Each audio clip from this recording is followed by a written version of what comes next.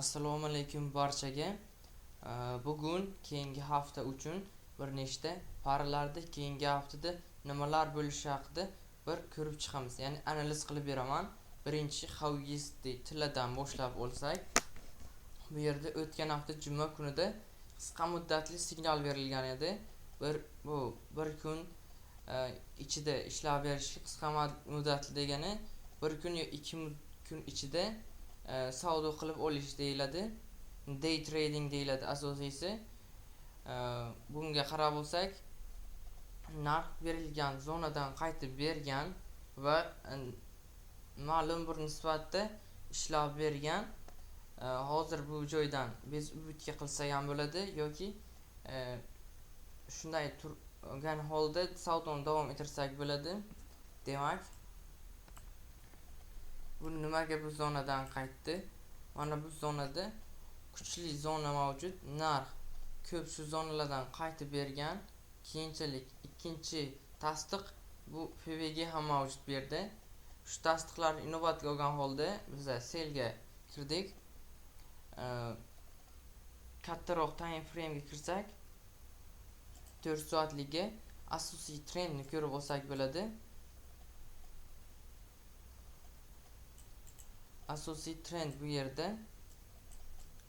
Hozircha asosiy trend bu yerda sell. Shunga ko'proq biza trend bo'yicha ishlashimiz kerak. Trend is your friend degandek. Trend bo'yicha ishlab olsak bo'ladi bu yerda. Narx mana bu yerdagi likvidni yechish uchun baribir kelish kerak. Tepadagi bir nechta likvidni yechdi.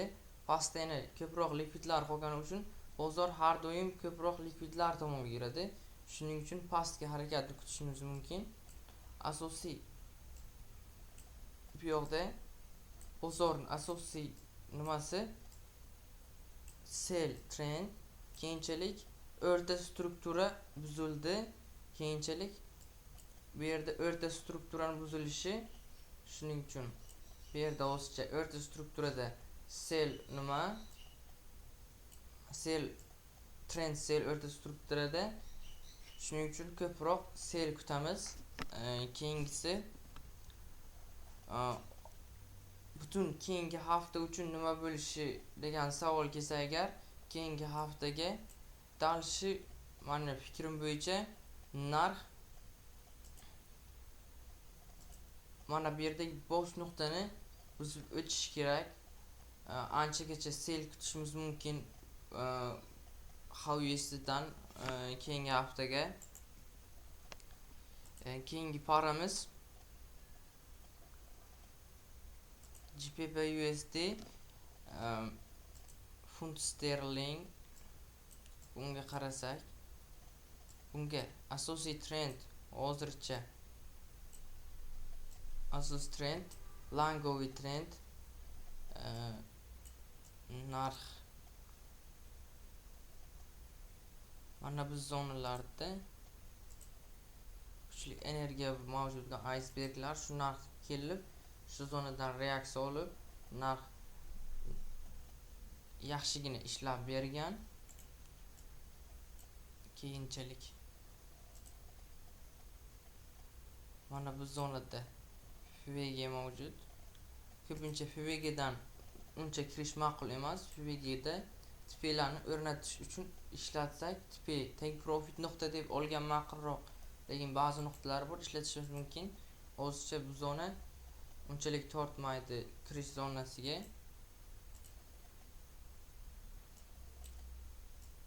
Narx qayerdan qaytgan?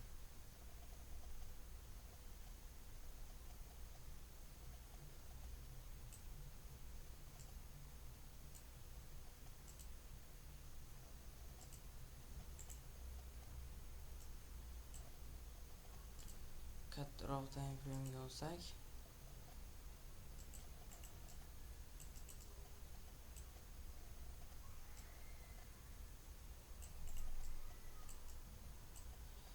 narx katta bir haftalik time frame'dagi asosiy zonadan qaytib bergan. Fibonacci'dagi asosiy zonadan qaytgan. baribir hozircha biza bayga tasdiq qidirishimiz kerak. Chunki keyingi haftada mana bu zonalarda order blok qolib ketgan. Mana shu zonada narx shu zonalarga kelib dalshi biza bayga ishlab olsak bo'ladi.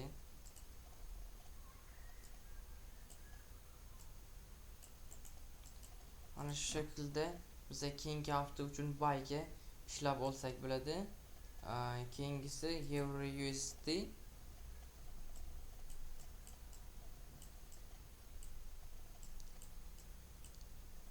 Odatda Euro USD bilan GBP USD paralari bir xil yuradi.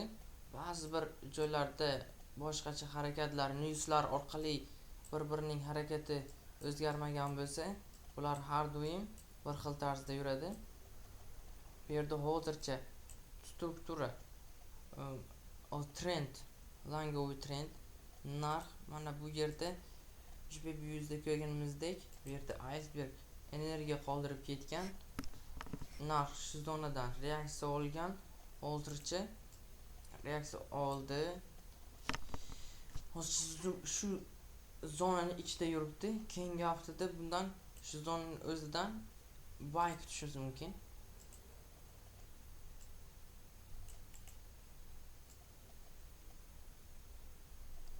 Birga 3 ishlab olsak, norm menimcha ana shu unvonni kutishimiz mumkin. Keyingi hafta uchun ssenariyni kutib olsak bo'ladi. Keyingisi USD payga qarasak,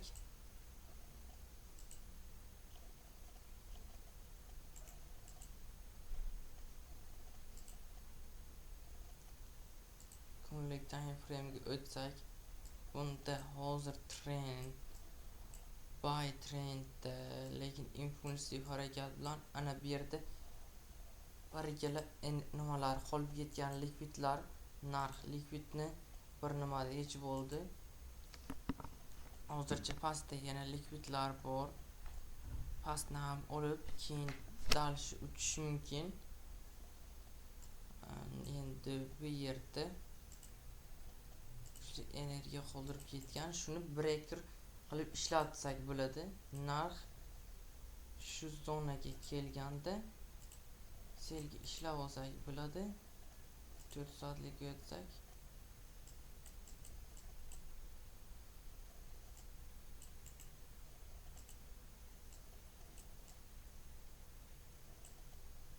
ana shu shaklda ishlab olsak bo'ladi. Hozircha USD payga analizim shu edi. Oxirgi paralardan biri Bitcoin USD. Bunga qarashim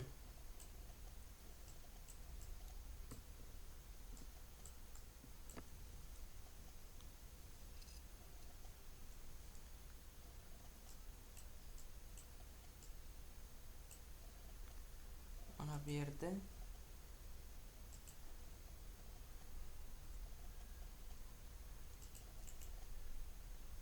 ikkita maksimum bir xil bo'lib qolgan. Bu vaziyatda narx ko'p ehtimol bilan shu tomonga harakatlanadi. Buni same highmi bir nom bilan atashardi, hozir esimda kelmayapti. Lekin bu nuqtaga narxning kelish ehtimoli o'ta yuqori. Shuning uchun keyingi hafta uchun men qarashim, narx bir pastga kelib ketsa, keyin dalshi shu likvidni olish uchun albatta kelishi kerak. Bunga qarashim hozircha shu. Mana bu yerdagi breaker blok mavjud ekan. Shuni asosiy zona deb olsak, longa shu yerdan kirib olsak, stop loss breaker blok pastiga 1/3 ishlab olsak norm.